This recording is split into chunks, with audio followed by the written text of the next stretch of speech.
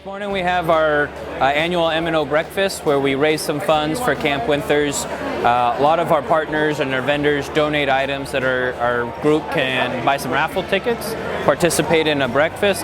We all kind of get together annually and just celebrate Camp Winthers, a great year of work, and have a good time. M&O supports Camp Winthers in a lot of different ways. They come on up and do a lot of projects for us, but this particular event provides funds for scholarships for campers. So a lot of our campers that come to camp just can't afford the cost of admission. So this really helps subsidize that for a lot of campers.